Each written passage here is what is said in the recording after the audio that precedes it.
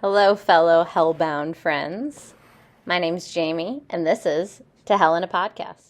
But you were born. Welcome to planet Earth each day. It's death and more. Hey guys, welcome back to Hell in a Podcast, where four friends just sit around and talk to one another like it's a good night out. And like all good friend groups, we slowly inch our way closer and closer to our front row seats in hell with every single conversation that we have, and we're dragging you along with us. Before we get started, want to make sure I say this because I forget it every time. Make sure you rate, like, comment, subscribe, review, all of that fun stuff. We really appreciate it, and it helps us out a ton. But let me get to the introductions. So I'm Kelly. I'm Jamie. I'm Erin, Queen of Scots. I'm the other Erin. So each week we will start with a few questions in our random TMI section, some from us, some listeners suggested, before launching into the main theme of the week. So our TMI question for this week is unpopular opinion, TV show or movie you don't like or refuse to watch. So mine would be, it is something that I have seen, but I don't like, is the Harry Potter movies and books. Trash! I also hate them. Kelly is still friends with me though, and she knows that. Okay. All right. Well, that's unfortunate. I thought we were friends. I've seen the first couple, but I had no desire to see the later one. Well, because that's I stopped watching the movies around the same time I stopped reading the books. And I remember when the last one came out. Jamie, I don't know if you were there with me. I went to a Barnes and Noble or Borders, and I flipped open the last book to the last couple pages, and I was like, okay, that's how it ends. And then flipped it shut and have never returned since. Yeah. I also don't enjoy them. What? I'm highly offended.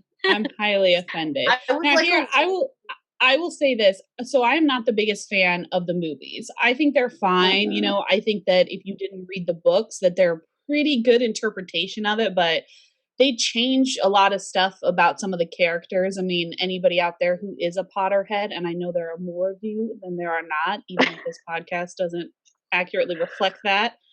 But, there's just lots of stuff about the movies that aren't done well. But the books, and I'm about to make you all feel real shitty about your opinion, but no, are you though? Seriously, for me specifically, they are super close to my heart. I started reading the Harry Potter books, not by myself, but actually with my mom. So she heard about these books, knew that they were popular, and she decided that she wanted to read to me and my two younger siblings, Lindsay and John. And so literally almost every night we would all crawl into bed, in their big bed, and we would, all cuddle up, and she would read us Harry Potter. And we did that through most of the books until basically we started getting old enough that we could read the books ourselves. And then, I remember when the last book came out, my dad, who's an amazing person, ran out to Walmart and bought I think 6 copies of the final book so nobody would have to share. And he brought it home, and they release at midnight. He brought it home. I was still awake. I stayed up for 8 hours and read the book in literally 8 hours, the final book. And my mom, when she sleeps me the next day, she realizes I'm so tired, and she's like, did you finish reading the book? And I was like, yeah, I did. I was like, are you done? And she's like, I got 200 more pages. And she's like, go to bed. We'll talk about it when you wake up. Let me skip school the next day, because I had stayed up all night reading the last Harry Potter. Just I honestly, everything aside with JK, I don't know her, never heard of her before. It sprang up. It has no author. It sprang into form. It was not created. It just is, basically. But I seriously have always said that Harry Potter is the reason why I love books and why I love reading, is because that like the memory of Harry Potter and my mom reading, and she's so perfect with it. She's got like the perfect voice for it. It was just like, mom does have a good voice for that. It's just my childhood. Harry Potter is my total childhood, and I was literally the same age as the characters. Like I basically grew up as the books came out. So I remember. Yeah, so it's just I was a very cynical child, so I couldn't really read some. I was like, a boy wizard, fuck this kid. I'm gonna read books that are totally out of my age group. And by the time that I had like caught like that, because I read the first 2 books and I was like, ugh, because I didn't like any of the girls in it, and I was like, I don't want to read it. Like, I don't want to read a book. But Hermione is a vamp, and she does not get enough credit in those stories, and she also ends up the wrong person. I could do an entire episode just talking about Harry Potter. I'm not going to lie about it. Well, pocket that, but yeah, for me, I was similar where I read the first couple ones, but then there was such a big gap that's when I would start getting into like classical, being a nerd, getting into like classical literature, and then you don't really go back after that. Yeah, you don't really. I read books with way too much sex in them for my age. Like, I fully understand that now. But as a kid, I was like, I don't read about a stupid boy wizard. This is dumb. It's for children. And then once I had like gotten to an age where I was like, I don't care. I don't want to put that much time into it. I'll just have my brother tell me the plots, and he was great at recounting plots of things. So I just had Max tell me the plots, and I watched the 4th movie and the 4th movie only. I don't know why. My brother's like, this is a good one to watch. You like Robert Pattinson? I don't. So I don't know why he thought that was a good choice. It was very confusing because I had not. I don't either. No, it was. No context for anything, so yes. Nice. Well, Erin's frozen. Well, and the 4th movie was actually the one I hated the most.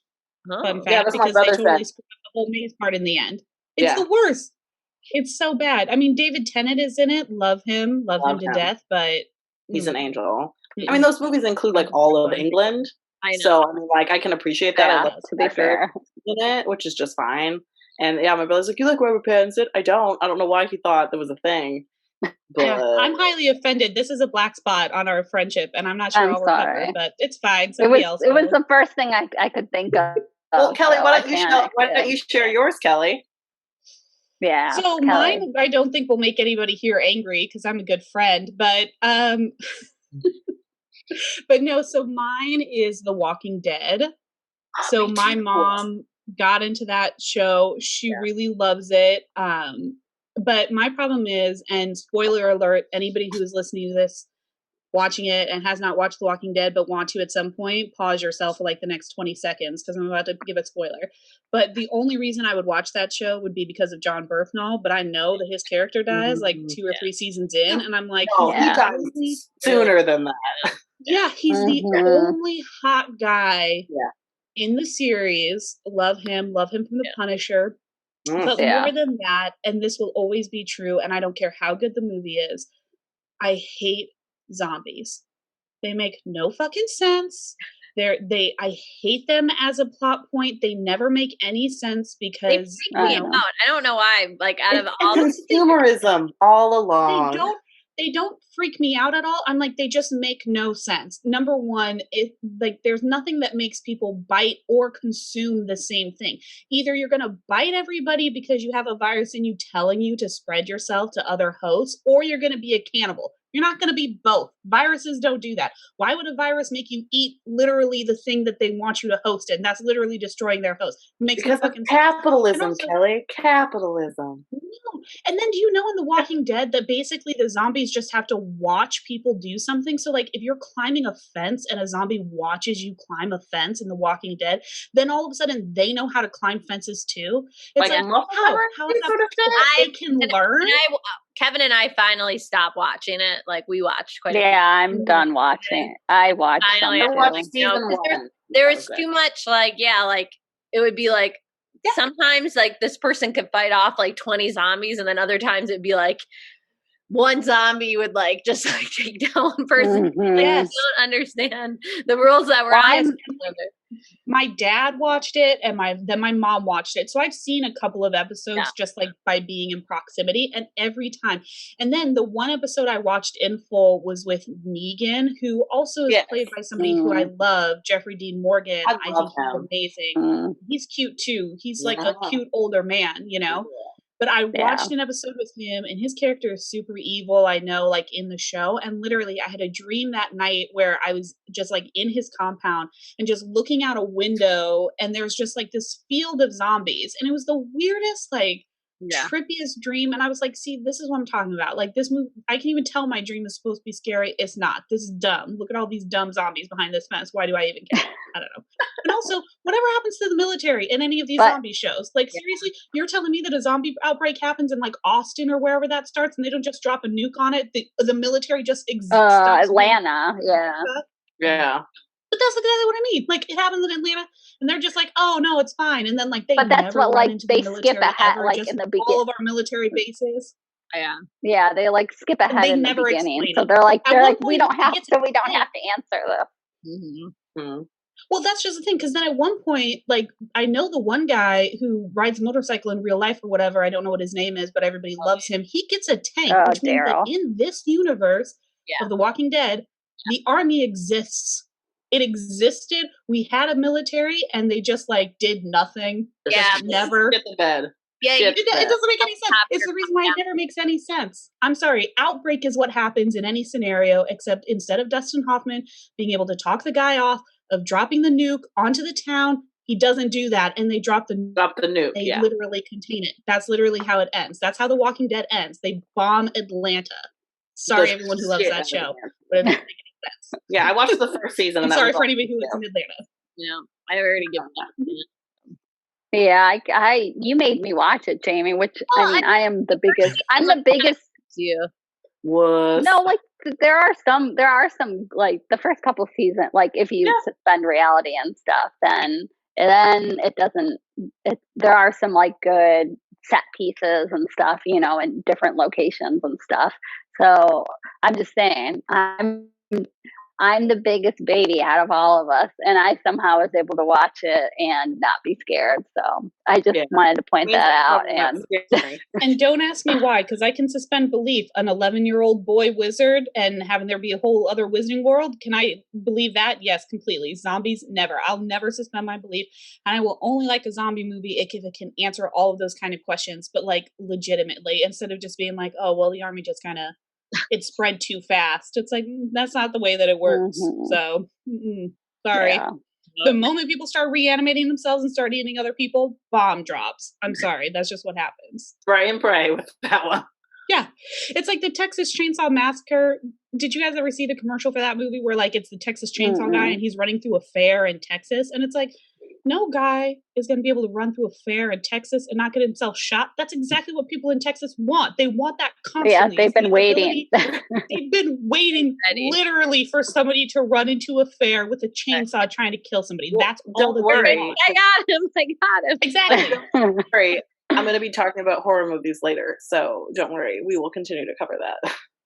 Good. But sorry, Walking Dead zombies refuse to do it. Nice. So I'm going to choose Jamie to answer this question next. Jamie, please don't break my heart like your sister did. You already did the issue of why whenever I say this movie, why it's always like it's always the same response. So like Avatar, I'm just like a James Cameron. I'm just not a James Cameron fan in general. And to be fair, which I already got lectured on, I didn't see it in theaters, but every time I mention it, like Kelly already launched into the whole the visual aspect. Just so readers, just so like listeners can understand, that was my only point when we were talking about this earlier before we started, is that if you saw it in theaters in 3D, you have to have a certain respect for it, because it is the best 3D movie in terms of visual that you had ever seen. Yeah, that's all I'm saying. It would be like going and seeing Jurassic Park in theater. Like the first time you see like those big animatronic, like people were like, "Holy good God!" Like we've never seen anything like it. That's what Avatar is. It's a totally normal story. It's actually a very simple story, which he probably did because they blew all of their budget on the special effects and didn't spend nearly as much on like the writing or anything of that nature. Like, shit, we need a story. Well, that's why that was my only point, is that if you didn't see it in theaters, I get why you like wouldn't get the hype about it. But anybody who like saw it in 3D in theaters, they know. I just don't get like, and so much so that they're like making like 2 or 3 more sequels. How many? Yeah, there's a ton more sequels. Like 3 hours too, so you're like, oh my god, I'm so excited. But you also you never hear anybody mention it anymore. Like back when it came out, you'd hear, but like I've never heard like somebody organically come up in conversation. I don't know. It to me, it's like one of those. Like at least with Jurassic Park, I feel like that's still aged well. Like anytime it's on TV, I like will want to watch it, and I just not like. And even like my husband, like Kevin, was like super. Like he really, I remember saying like how much he liked it, but yeah, it's not like he ever is like, yeah, let's go watch Avatar. Like as opposed to like you never think about it. Opposed to like, I watch it. I still watch it. I do. As opposed Kelly's the one like hardcore Avatar fan. I'm just thinking of other movies, like, he was like, Matrix blew him away when he saw in theaters when he was a kid. And like, he will rewatch like Matrix or something like that. But like, I just feel like Avatar, just like, I never like. For the amount of money that they put into it, I don't think it's become like a cultural thing. Yeah, there will be occasional people who rewatch it, but it's. Well, and it advanced. But wait until the new movie comes out. Yeah, wait until the new movie comes out, though, and you can go and see it in 3D. It'll probably break box office records, because literally all I want is to go see, like, that would be so amazing. If, like, a place after COVID, obviously, stops being a little bitch about stuff, like, if a place said, like, hey, we're running the first Avatar again in 3D, I would 100% go and spend my money to see it again in 3D. It was amazing. It was. It's just the visual of it was amazing, and I just feel like you got to give props to that. Do you know what I mean? It's so surprising for you. Mentioned Avatar. You are you guys, all of you Avatar fans have the same speech memory. Well, the problem is that we'll never see eye to eye because you didn't see it in theater. So we're like, you just don't understand. It's one of those things where it's like, it's one of those jokes where it's like, you were hating on Titanic. You were hating on Titanic so much in the previous episode, and now you're singing James Cameron's praises. So no, that's not fair. See, that's not fair. I fully acknowledge that it is a super simple, super basic storyline. It's nothing groundbreaking. The story is a very simple. Here are the bad guys. Here are the indigenous people. They're going to fight one another. You're going to start hating humans and start rooting for the indigenous people. They're going to win. It's it's a super basic plot. I'm not arguing with that at all. I'm not saying that it's some great storyline and everybody should love it. I'm just saying if you saw it in theaters, like the special effects of it is so amazing. It makes up for all of that other stuff because it was like Fern Gully without Jamie. Like that. See it in theaters. First time seeing a movie like that ever. That's what I'm saying. It's the first time I ever saw a movie like that. Fern Gully without song. Like Kelly's. I'm gonna watch it. I'll watch Fern Gully. Without Robin Williams. This is like this is like a speech that like a parent would give, like you'll never understand because you didn't get to see it in theaters. I saw I was there that day. No, I'm just saying, and I'm not comparing it to the same sort of level, but it's exactly like people saying watching somebody land on the moon for the first time. I can watch that now. No, and I can watch that now, and I can say that's amazing. I'm not comparing it, but I'm also not. But if I had been alive and actually like been alive when somebody landed on the moon, it's just a totally different experience. You know what I mean? It's just the difference between seeing it one way and knowing that it was good or amazing or bad or whatever you want to think about it, but then seeing it like the way that it was meant to be seen. Those are just two different things. Okay. That's all I'm saying. Okay. Stop making me argue with you guys about everything. I don't even want to know what Erin's answer is because I feel like I'm being personally attacked. I know. I feel like here. Okay, this feels like the Beatles breaking up right now. Here, I'll share mine. This is the White Album, and we're gonna break up. So let me preface by saying I love movies and books and things about shitty people. Like, love it. Like Chuck Palahniuk's like one of my favorite authors, and all of his books are about shit people. So normally I love shows and movies where like the main character is like really like unlikable. I like those sort of things, but I cannot do Orange is the New Black. I hate every single one of those people. I hope they all die in jail. Like that's a little extreme, but at the same time, they're all very annoying. The main character is exceptionally annoying. Like I'm like, because I can't decide. I'm like, am I supposed to like her? I don't know what you're trying to do. I'm trying because I don't like her. I hope she gets punched in the face, but I also dislike everybody else here. And like a lot of the actresses are amazing, and like they do great jobs. And I know that they're like, it shines a light on the prison system and stuff. I'm like, but does it? Like I just can't do it. And it's been on. It like upsets me that shows that I love on Netflix have been canceled, and that show's been on for like 7 seasons. I'm like, oh, okay. Yeah, it went on way too long. Creative things, but like Orange is the New Black, you'll keep for forever. No, I will not do this. I cannot. Like, I can't. I tried to watch it. I've never seen it. Yeah, I normally I for once don't have an opinion about it. And my rule is with shows, I will watch 3 episodes. That's like always my rule. And then if I don't like it, afterwards I'm like, I don't need to finish it.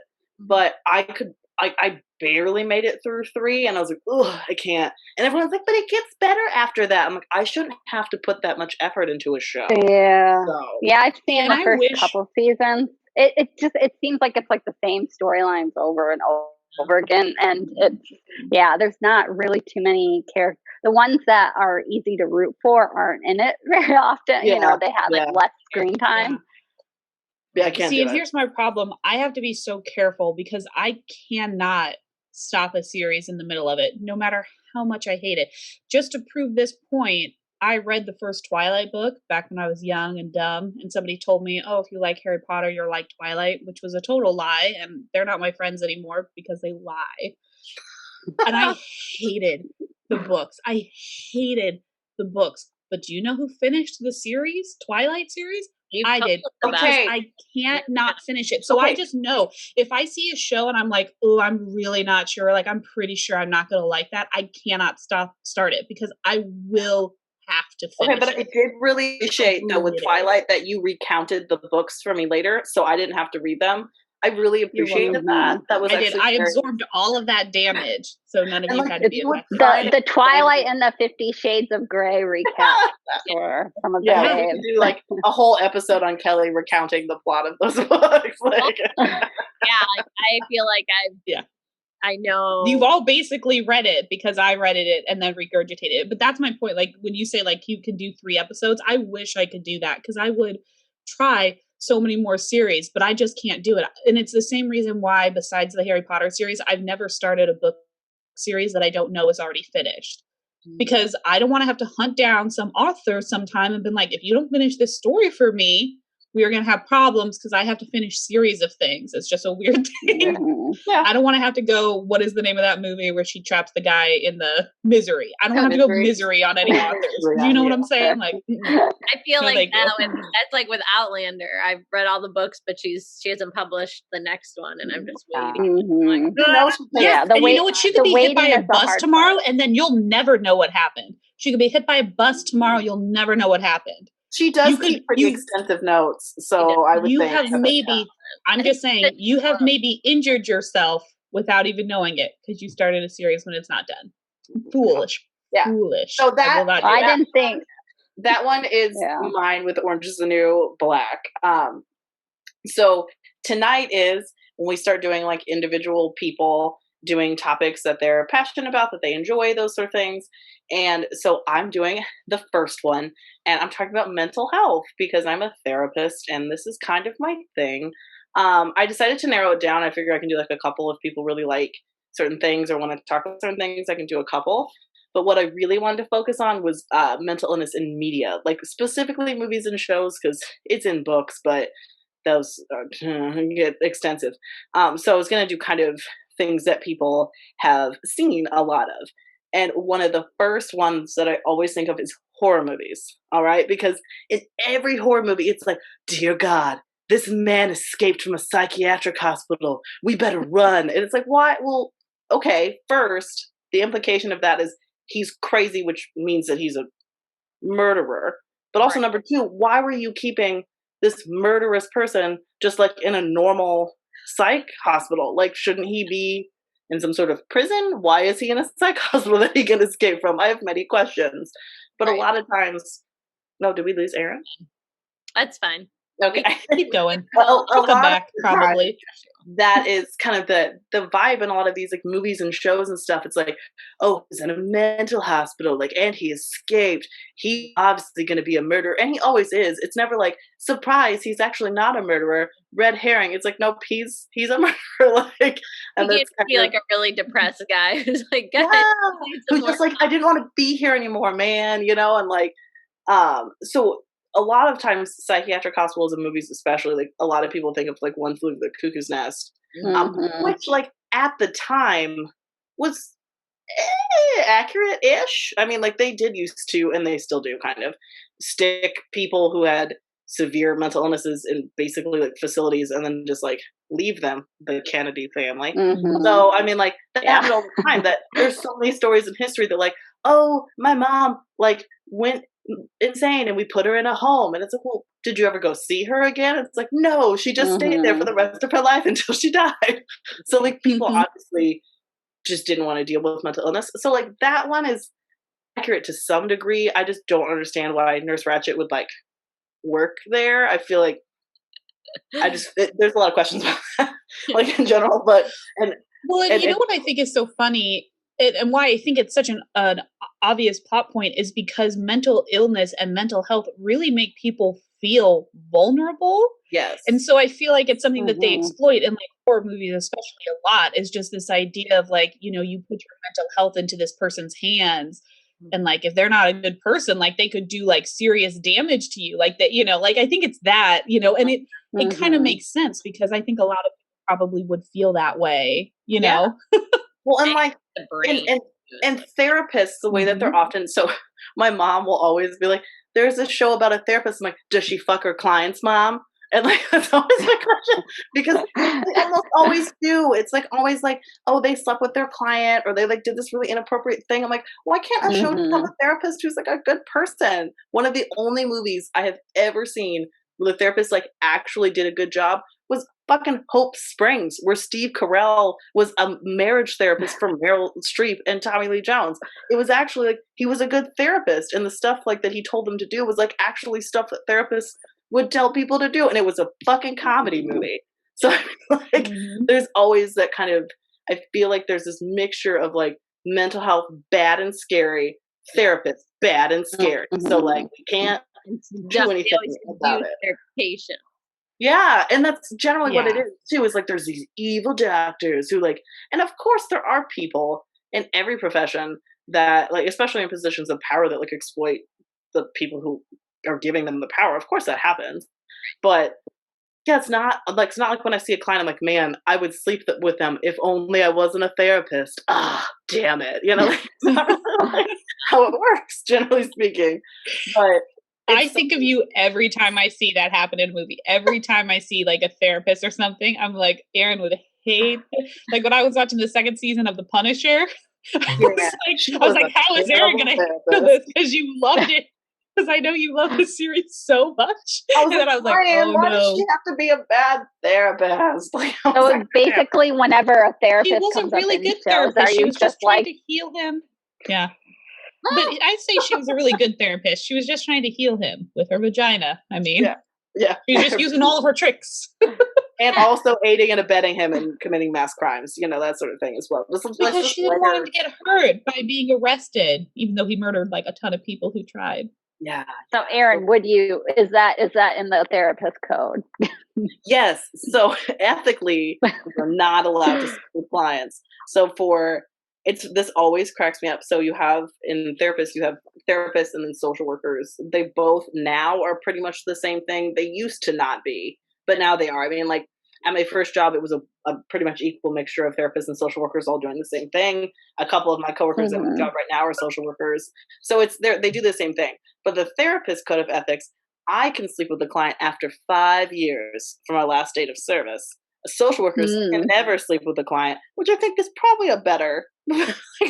Yeah, I can't believe that's in like they have to stipulate. I mean, I guess have to stipulate because humans are the worst, but we're pretty fallible I overall. just don't understand wanting to sleep with your therapist. And this is no offense to you, Erin. I'm sure you're super bangable. But to me, if I'm sitting somewhere and I'm like crying and talking about all of my issues and like my depression or whatever, it's like, I'm not like, man, you know what would be super great? Having sex with this person right now that I've just been like so vulnerable with. I'd be like, vulnerability. It's that vulnerability power dynamic that is, if you wanted to, is very easy to exploit. Like, because people come to you and basically like tell you everything. And I know that that's a reason why a lot of times in films that's what happens, because I think that's what people like picture. They're like, I'm in this very vulnerable position and this person knows everything about me. And the only people who know everything about me are people that I sleep with. So like, they kind of like have a hard time. And plus, I mean, a lot of times people who sleep with me know nothing about me. Well, I don't understand. Well, and people have this picture because like a lot of times people think of Freud and they always say like Freud thinks people want to fuck their moms and stuff. But like 95% of the stuff that he came up with, we still use now. Like it's just people focus on the weird stuff. But I mean, like that was pretty much his weird thing. And to be fair, in Victorian times, there was a lot of sexual abuse that went unaccounted for. So that's probably one of the reasons why he thought that. So it's one of those things too that like progressed over time. It's still in media, and I feel like we're doing like mildly better with presenting like therapists and mental health in media. There's been like really good examples of like, weirdly enough, Jessica Jones had a very accurate portrayal of PTSD. She was withdrawn. She had flashbacks, but it wasn't like in movies, people have like these hour-long flashbacks. It'd just be this quick thing where she would like see his face and like freak out, and her startle response was exaggerated, and she like was withdrawn and was drinking and stuff. Like there was a lot of pieces of it that I was like, okay, yeah, this is a show about a guy who can tell people what to do and they do it. And they have an accurate depiction of PTSD. Like, what do you know? It was. The other thing about that show is that I like that they showed a victim who wasn't like what people expect victims to be. Do you know what I mean? Like all the time, like, on shows like SVU, so much of the time, like victims are these, wayfish, delicate, like they cry at everything. And, it's like they just need a big, strong man like Stabler, who I'm not gonna lie, I'd cry if it meant getting, hugged by Stabler. But it's like, like they always have these like picture perfect, like, oh, if you put this person up in front of a jury, like they'll definitely get convicted because they're exactly what people want out of a victim, like that sort of innocent. And so it was so great in Jessica Jones where they were like, yeah, that's not how people, like some people react to trauma that way, but that's not how everybody reacts to trauma. Lots of people react by drinking or potentially getting violent or, like all of those other emotions that you can feel. And it's such a good thing to see people be like, yeah, trauma response is wide and varied, and you can't just discount somebody as a victim because they don't have the trauma response that you expect them to have, like recently. So we got a new DSM, which is the big book of mental health diagnoses. I used to joke that when I walked on campus at night, it was like my protection that I could beat someone to death with it because it is thick. But they changed some of the criteria for PTSD recently, which helps to kind of I guess kind of cover more bases for people, and people could actually get help that they needed. But I think that we're doing better in media. We do have better representations. I'm still waiting to see a better representation of a therapist that isn't Steve Carell. So we'll get there one day. But like it's one of those where I got one. Silver Linings Playbook. Yeah, that therapist was not bad actually. I had problems with that movie, but that was not it. But I'm just saying that was an okay therapist. He didn't sleep with anybody he wasn't supposed to. No, but he had some boundary things. But for the most part, he was pretty good. But there was a lot of times, it's because people don't want to watch movies about someone who has clinical depression and just like stays in bed all day and like doesn't have energy and they cry all the time. People want to see a movie about like a crazy person who like has bipolar and they're like throwing things, or like a person who has schizophrenia and they like see and hear shit and stuff. And like people don't want to watch movies about kind of like more kind of, I guess, common mental illness. They want to watch the outlier ones. Entertain, like what mental disorder or disorders do you think are kind of portrayed the worst in the media, like very inaccurately, or like? I'm going to say schizophrenia is probably the one that bothers me the most. Yeah. Bipolar kind of, people use the word bipolar to describe stuff that is not bipolar disorder. Mm-hmm. But schizophrenia, the reason I think that one bothers me so much is because they're an incredibly vulnerable population. A ton of them are homeless. Yeah. A ton of them, like, they're not getting the care that they need just because we're shit with the homeless people and getting them mental health care.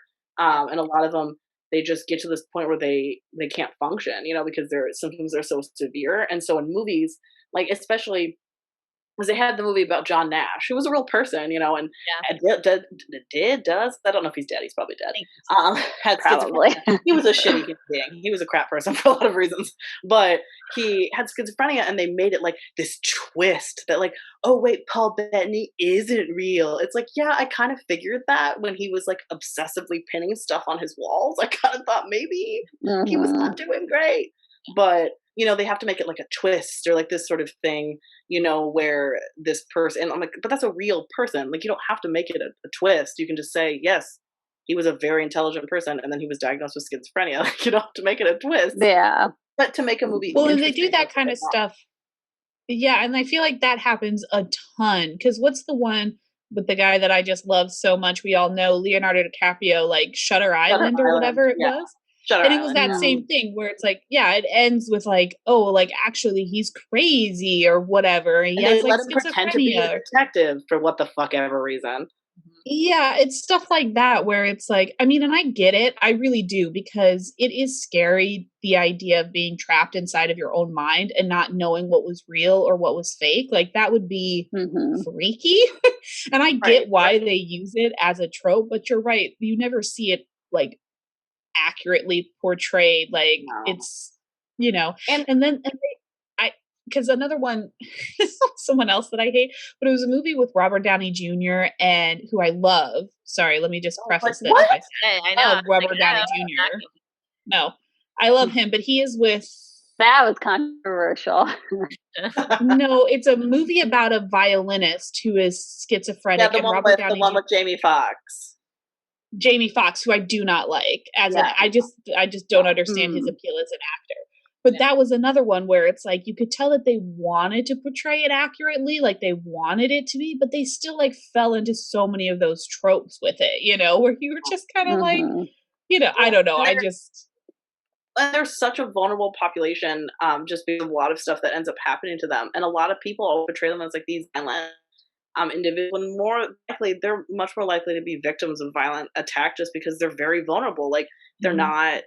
And I can send you the link so we can with the YouTube video. There's a cool thing that you can do on YouTube, and you have to make sure you have on headphones that will bring the noise back and forth. Like, most new headphones do that, but in case, but they will play auditory hallucinations, and you can see what it's like for people to have auditory hallucinations. We did it in one of my classes at school, and we were required to like complete regular tasks. So we had to like wash our hands and like do dishes and stuff while we're having these. And like, one of them scared the bejesus out of me because it was just a voice screaming, and I was like, God damn, what? But like, recognizing that these individuals are experiencing that on a semi-regular basis, depending on their symptom base.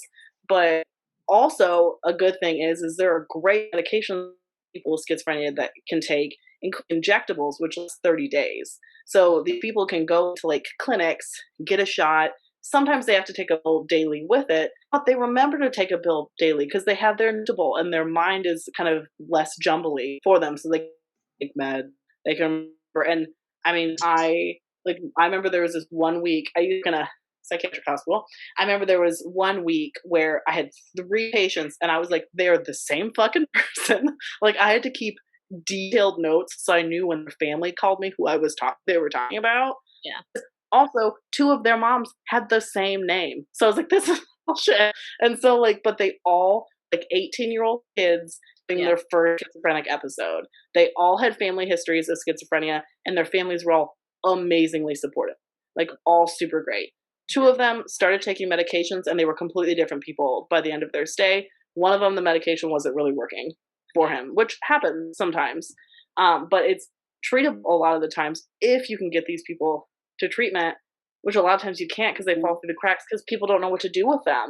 Right. So they're just like, this person is scary. They're talking to themselves in an alley when like they're not plotting to kill you. They're just talking to themselves. Mm-hmm. And if anything, in my majority of my experience, almost all of my clients have had schizophrenia, their voice say shitty things about them. Like they're saying like, you're stupid, you're dumb, no one will ever love you, you should just kill yourself, like sort of as opposed to you should hurt someone else, you know. But I think it's just because a lot of like serial killers that are in public knowledge, like people maybe think they have schizophrenia when, I mean, most of the time they're shitty people, you know, but like they, a lot of times maybe it's schizophrenia. It's like, or maybe he just sucked. Right. Because that's what I wanted to ask about was like psychopathy and sociopathy. I feel like those also like, I don't know, maybe it was you, Erin, that I was talking to, but I remember talking or reading an article and they're like, yeah, most sociopaths, you know that they're a sociopath because they don't understand society and societal cues. Like you're gonna know that they don't like except for really highly intelligent ones who can like kind of fake it till they make it. It's like you know, like they're not all like these dastardly, you know, murderers who are just like, you know, like just waiting for the chance to, you know, it's like that's another one that I feel like. Well, those are super pop psychology terms as well. You know, those aren't actually definible things. They tend to fall over what we call antisocial personality disorder. And it really has a lot of signs leading. It's not like one day this person is just like, oh, okay. Because whenever there's like a show about a killer and like he was a normal guy, but was he though? Was he like, you don't really kill 20 people and just be like a normal guy. Like that's not really. But a lot of times the reason that most of the people with social personality disorder end up in prison, they commit crimes and they are charming, likable, but so sometimes they make piercing eye contact that is exceptionally uncomfortable. But, you know, it's one of those things where it's not, I think people just want there to be like this diagnosis, you know? So I know who this crazy person is. And that answered for me. Kind of that sort of thing. Well, and they want to believe that people who kill other people, especially in brutal ways, that they're like other. You know, like you don't want to think of them as being people. Like you want to be like, okay, there are people, but then there are like these people, and like we're two. There's a reason. They have a reason. Like so they're a sociopath. There's like it's like that labeling. Like, but they're exactly it's comforting for like, people. It's comforting for people. To be you know, because you don't want to be associated that way. Like you don't want to think, oh man, could like I be a monster like that? Like could I do something like that? Now, obviously, most people probably can't, but it's the idea that like it's just because of a mental health thing that's the reason why it happened, and it's like that's very rarely the case. Well, and if a lot of times if you have to ask yourself, would I do something like that? The answer is definitely no. It's generally no, but a lot of times. You know, people will ask me, and clients ask me all the time, like after a big crime happens, like when we had, you know, 9 million mass shootings happening like all at once. Why would someone do that, Erin? Why would someone do that? And I was like, that's not what I do. Like, I don't sit down and say like, oh, it's because he has this diagnosis and this. I'm like, sometimes people are just shitty people. Like, it doesn't have to be a mental health diagnosis. Sometimes people just suck. Right. Sometimes it is a mental health diagnosis, sure. But sometimes people are just shitty. Right. Well, and you know, they always point to that, and you know, not to make it political, but I'm gonna, because I know you all support it.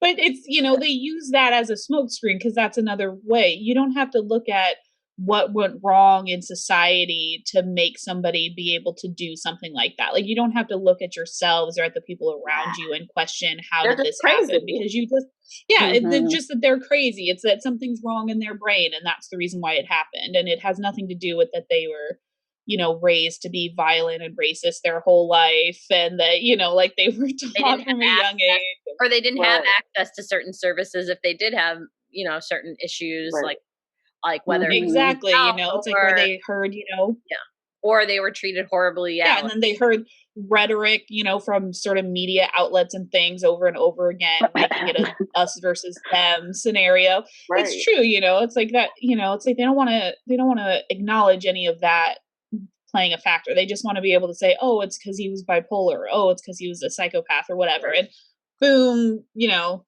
that's the end. Because you don't have to grapple with, you don't have to grapple with those questions and figure out, and you don't have to do anything about it either, because he was just crazy. Right. And it's You don't have to do gun laws or anything like that because they won't stop these people because they're, blah blah blah. But it reminds me of like the Las Vegas. Happening. It reminds me of that Las Vegas shooting, like where they never like really, because like, and I feel like in a lot of other cases they were able to like get a motive or something like that, and I feel like with that one there was never that closure, and they never. And so it's almost like, oh, let's like move on. Yeah. Yeah. There was one thing I saw that they were like, he did an anger management course once. I'm like, cool. I have had a lot of people do anger management courses and they don't shoot up a group of people. So, and I think it's just this ability to kind of demonize what we don't understand. And we've always done that and we'll continue to do that as people. But it's recognizing that this is like, it's just a very vulnerable population of people.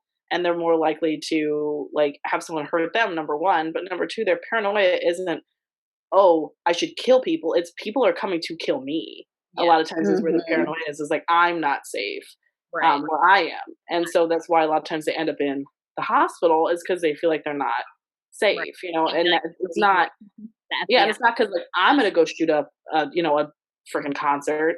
It's no, I am unsafe. Like people are going to come shoot me.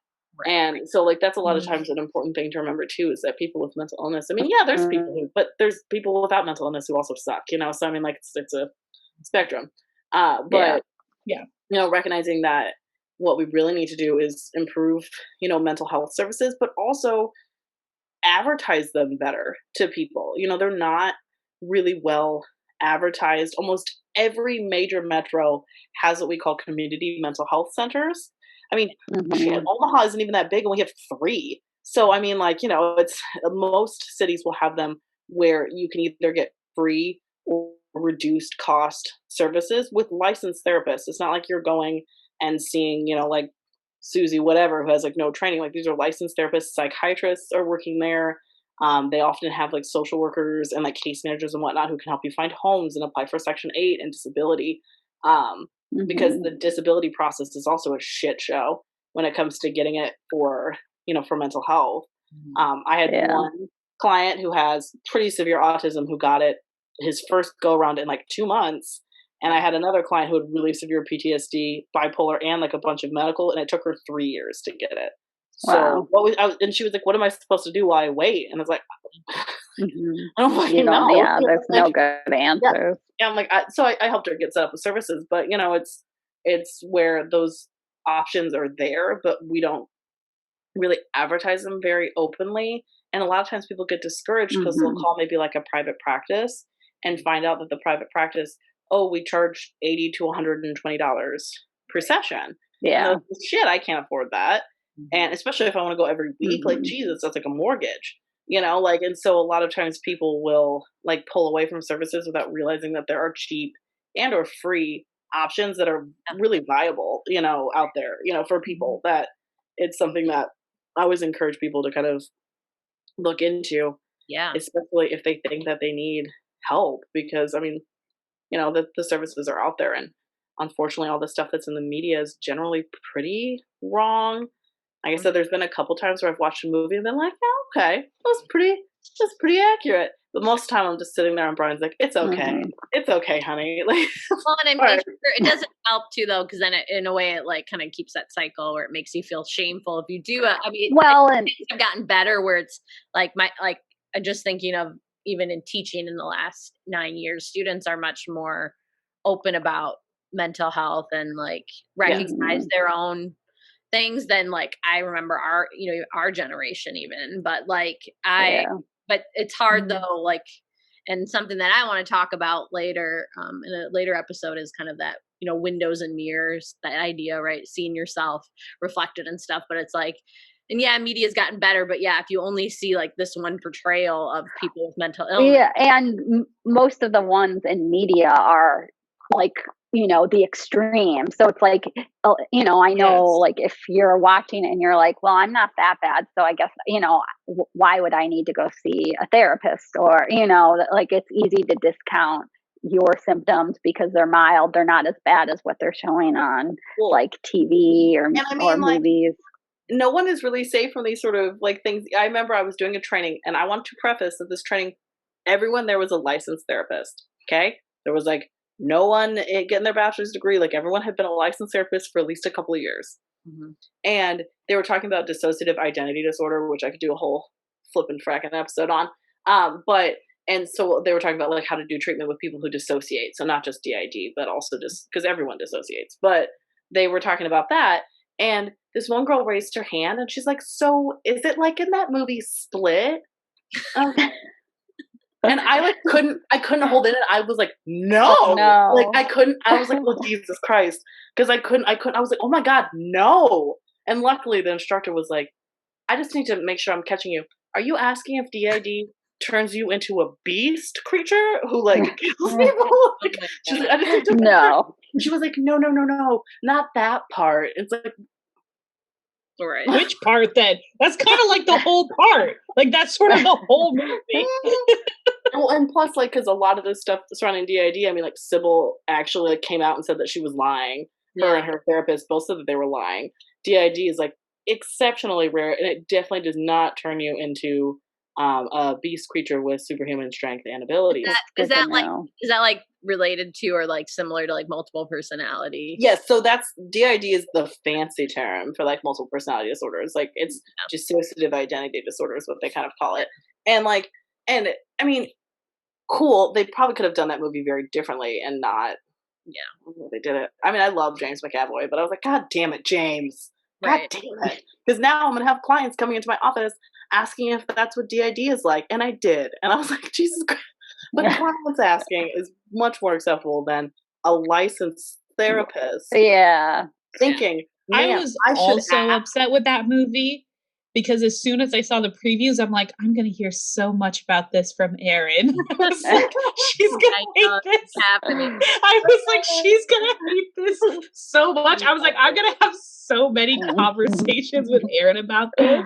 And we did. We had tons. Well, and the thing is, like, James McAvoy does great in it. Like, he does a really good job. He's a great actor and stuff. But it's like, oh, now people are going to think, you know, that this is what it's like. And, like, DID is super rare, number one. But also, like, yeah, it doesn't turn you into a beast creature that murders people and has superhuman strength and also kidnaps people to murder. I mean, there's a lot of pieces about that's not great.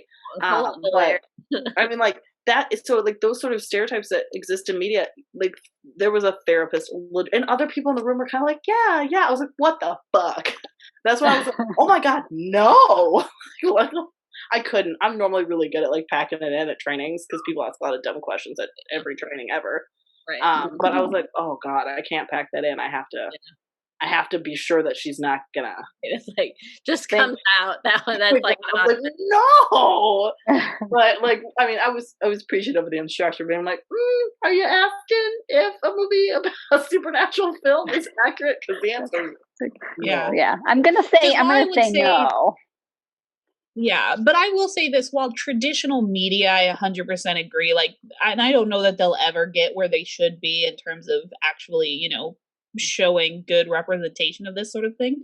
But I really think that social media in a lot of ways is the reason why, Jamie, like you said, your students are so much more aware of it, is because individuals are so much more, you know, comfortable is a good term for it, but also just like so much more like helpful in terms of just coming out and saying like, hey, here's something that's happening to me and it's something that I want to talk about. And I feel like celebrities do it more, and, you know, podcasts and, you know, so many of those avenues, like sort of the new stream medias are much more open about talking about it and being. Even like other people in my life. Like I was having a conversation with like another friend last week, and we were talking, like, she was just going to start therapy, and I was telling her about my experiences and stuff, and I'm like, it seemed like even in the past, even talking to your friends about it would be kind of taboo, or, you know, you're like, don't go there. That's but now it's like something that people can share. Yeah, it's like super personal. And I do agree. I feel like there's a lot of celebrities, a lot of like influencer type of people who are really like saying, hey, especially with they're doing much better with like postpartum stuff and saying like, I had postpartum depression, I had postpartum anxiety, because that's also not, we don't talk about that in the media. We only really talk about postpartum psychosis, which is also super rare. Right. But it's because it's when people do bad things. So like we talk about that, but we don't really like talk about. I mean, because heck, when you have a kid, you don't go to the doctor for 6 weeks, and like postpartum depression starts well before that. So it's not like you are like going, like most people don't know to call the doctor. Like, oh, it's people say, like, oh, I was really emotional after I gave birth. It's like, Well, yeah, we but call like, it the baby blues, I feel like is so which is a thing, right. but it's No, but not it's like the it's because the extent name of postpartum itself is like depression, right? right. That like name to me is like demeaning, right? It's like, Mhm. oh, it's like the baby blues, like Yeah. it's very minimizing, like Yeah, it is. And we're doing much better. There's a lot more people who are willing to talk about that. right. People are using their influence for good, and a lot of times, like I have bipolar, I have depression, I have anxiety, and like people are really willing to talk about it and kind of but unfortunately, Normalize it. yeah, Yeah, yeah, because I follow a certain celebrity who it's Jared Padalecki from Supernatural, obviously, because I love him and that show. But he talks about depression super openly. In fact, like I think he's even starting a new business about it. But he even says, like, when people ask him about it, he's like, I just realized one day that it's like if somebody has cancer and they're getting cancer treatments, like you don't question them getting cancer treatments. It's like, or if someone breaks their arm, you don't question them getting their arm reset. But for whatever reason, when you talk about mental illness, like people don't want to hear about, taking medication or going to therapy or doing any of the things that a person should do in order to be healthy and happy and all of those things. And it's like, but it's just that same thing of that idea that it's like, it's an illness just like anything else. Yeah. And so getting treated for it is just like getting treated for any other illness, but it's sort of that normalizing that I think is happening more and more, which is a good thing. It's only a good thing that like that's becoming more just a part of our vernacular. I'll say, like, in my experience, like, I think depression, anxiety and stuff, especially pandemic world, everybody's experiencing some sort. But anyway, what I was saying is with OCD, you never see it portrayed properly in the media. If you do, it's like played as a joke, or people in regular life say, oh, I'm a little OCD, I like things straight, I like things clean, and you're like, well, that's not really type A. That is type A personality. That's all that means. That's it. Yeah. So I think we're getting better in terms of like depression, anxiety, but some of these like more, I don't want to say less niche.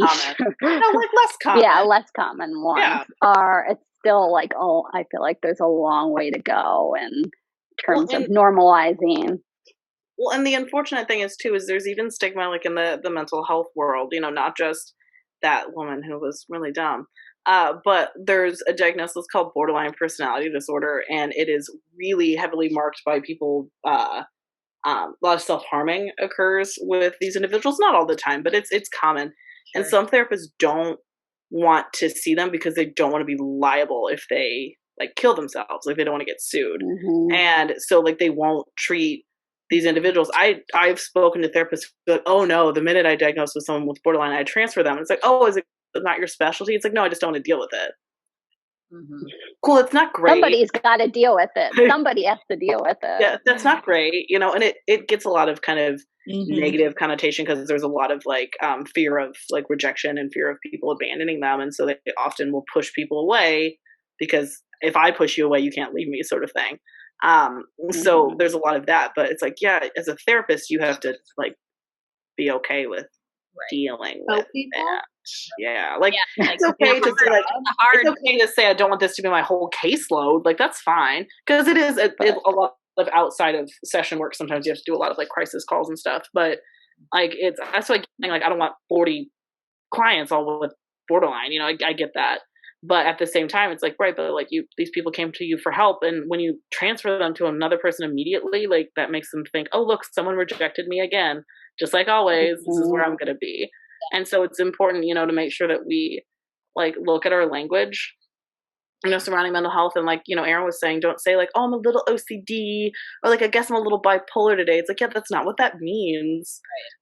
You just were grumpy today, or just because your closet is color coded. Yeah, it's literally saying like, man, I woke up feeling like I had cancer today. It's like you would never say today. that, and you'd be super offended. Yeah, you'd be super offended if somebody said that, and you knew somebody who had that. It's the exact same idea as that. It's just that we we don't want to look at it that way, even though that's exactly what it is. Yeah, and recognizing that medication is super helpful, that there's nothing wrong with you if you have to take medication. Some people with mental health only have to take medication for a year or so because sometimes it's situational and they just need kind of some assistance. Yeah. And then some people have to take it for their entire life. But there's nothing wrong with you. And people are like, oh, I don't want to be on meds and stuff. It's like, right, but like, what if it could improve your life? Taking these medications would make, that's like saying, I have diabetes, but I don't want to take insulin. It's like, okay, cool, you're gonna lose your foot then. I mean, like, I don't know. You gotta like make sure you're taking care of yourself. Yeah. And it's not, sometimes our bodies just all the wires just didn't set right. Yeah. That's how I, like with my depression and anxiety, like in like high school through college, I would go on and off, like, and be like, okay, like in kind of that pressure of feeling like, oh, well, I can't be on an antidepressant. Bro, I'm better. I'm feeling better because of my medicine. So I'm going to go off the medicine. My least favorite thing. I know, but now, I mean, for the last probably like 6 years, I've switched medications a few times, but I've been on even, through my pregnancy, which I feel like, again, there's a lot of stigma of like, yes, about that, like, oh, should you blah, blah, blah. And I wasn't, luckily at that point, it wasn't even a question for me. It was like, no, right. I'm going to do it. Yeah. On it. And so I think that's the biggest thing that I've like now kind of come to terms with, where it's like, no, I'm going to be on this indefinitely. Like it's usually to and me, that there's nothing wrong with that. Right. Like I'm like, I still do therapy and things like that, but like that there's just, I noticed just something like chemically in my brain, like I can get off when I get off of it. It creeps back up, that depression, anxiety. And it's like, right. It's just what I can do to feel like myself, like to feel fine. Yeah. Normal, close to normal. And I think what I want, kind of the main like takeaway I want people to have from this is, number one, it's perfectly okay to take medications. All right. If you have to take them for a year, the rest of your life, it's perfectly okay, normal. Treatment is available. Sometimes you just have to dig a little bit for it.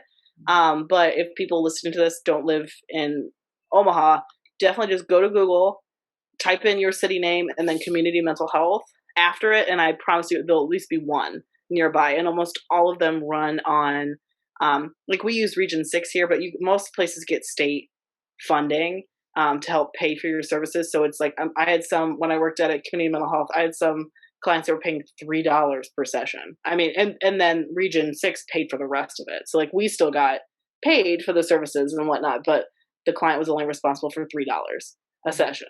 And for someone who is like living paycheck to paycheck, that's great. That's something that, and sometimes you pay $0. I had clients who were paying $0 too. So looking for that, like knowing medication, and they offer medication services at those places too.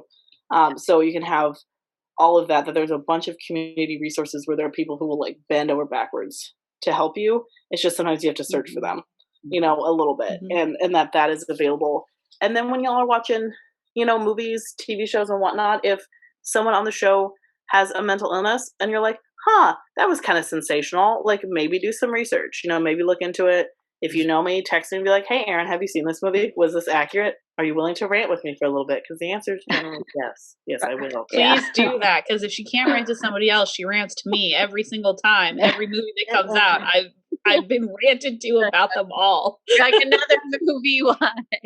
Every time I see it, the first thing I think of is like, oh man, when is Erin going to see this and start ranting at me about Probably a couple times. I ranted at my mom about The Undoing, though, because I haven't watched it yet. But I was like, Mom, I swear to Christ, if Nicole Kidman fucks a client, I'm going to bounce out of the show. Because that show Gypsy came out, too, where Naomi slept with a bunch of clients and was a terrible therapist. So I was like, I'm not watching that.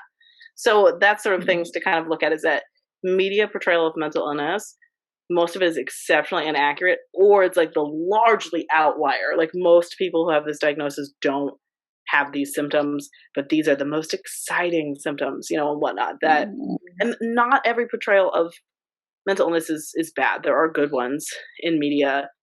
There's good portrayals of depression and anxiety, but unfortunately, it's often used as like a plot device as opposed to just being a part of who this person is, and then they're in the movie, like kind of living their life. Like it's not really something that's like covered very much, and so. Well, and don't define your own symptoms based off of those. That I think is a big thing. It's like don't define yourself, or like Erin was saying earlier, don't downplay your own symptoms or your own situation because you see these like sort of fantastical outliers and think, well, I'm not this bad. I don't. Yeah. So I don't need therapy because. Yeah.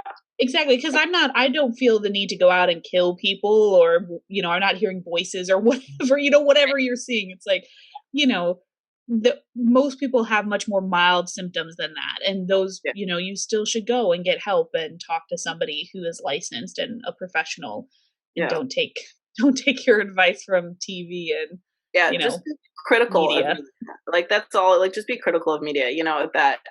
Most of the time, people don't want to watch a movie about someone who's like, man, I'm so depressed I can't get out of bed for an hour and a half. People don't want to watch that. Or like, I cried 10 times yesterday. People are like, man, I don't want to watch that movie. But I do want to watch a movie about a man who has multiple personalities and then turns into a beast creature.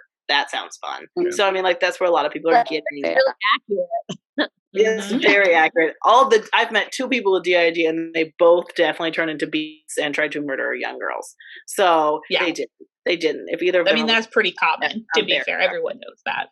If either of them are listening to this podcast, I'm very sorry. Okay, I'm very sorry. If you know who I'm talking about, that was not you. Okay, but that's kind of an important thing to recognize too. Is just continue to be critical, and you should do this with everything anyway. Like any sort of kind of stuff, is just be critical of the media that you take in, and kind of think: are they just doing this for entertainment, or are they actually trying to like educate? Because some movies do, like some do try to educate on that mental health diagnosis, and then others are like, oh no, let's have this schizophrenic person be a genius, but Paul Bettany isn't real. Like kind of looking at those sort of things and those sort of portrayals.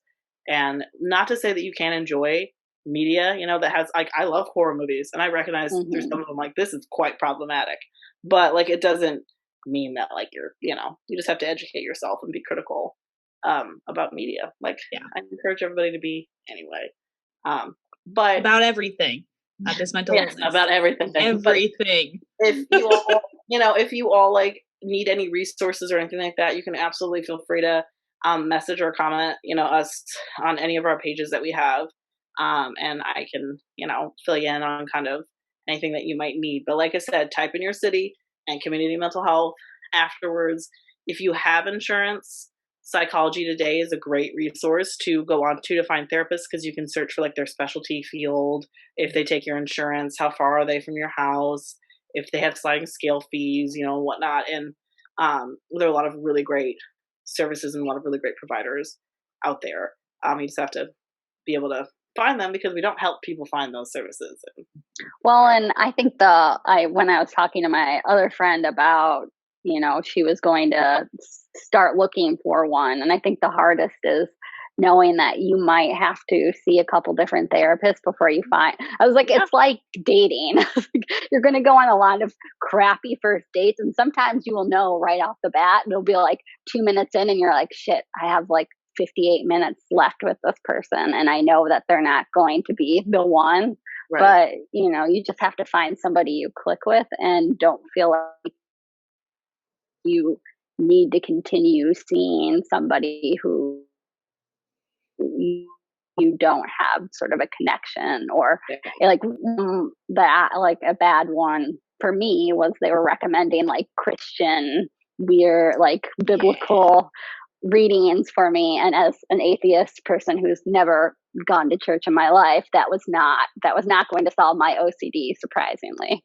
Yeah, I'm going to light on fire if someone recommends that to me. So, it's important too that if you guys do not vibe with a therapist, tell your therapist, because we have referrals for you and we have friends, and say like, well, what type of therapist would you like? What sort of specialties? Oh, I have this friend, Susie, who does this. Let me refer you to her. And like, we know people in the community we can refer you. Sometimes within the same agency, so you don't have to do anything different. You don't have to fill out any new paperwork. And then sometimes we have to say, I know this person, Susie, she doesn't work here, but she's great. How about I give you your information and you can, and I'll tell her that you're going to be calling her, like we can kind of do that, because that's also in our code of ethics, aside of me having to wait 5 years before I can sleep with a client. Also, we are required to offer referrals if we feel like we can't give this person the services that they need. And that's all, I mean, all I was about to say, if you have a therapist who tries to force you to stay with them, run as far away from that therapist as you can. Yeah, there's like, it ain't worth it. Like, it ain't worth it, baby. You know, and there's a lot of different types of therapy, which I can do a whole episode about too, if y'all want, you know, about different types of therapy. But, you know, like looking into different providers is perfectly fine. I'm never offended if someone says like, hey, you know, like, I just don't think we like super vibe together, like, and so I'll be like, okay, what type, do you want a guy or a girl? You know, like what? And I have referrals that I can offer. I have a huge document on my computer filled with people that I'm like, oh, this person has openings. And also, if you guys are all afraid of going in person, most agencies are offering telehealth services because insurance has approved telehealth indefinitely right now. It was monthly. We were getting monthly renewals for a little bit, and now they're just like,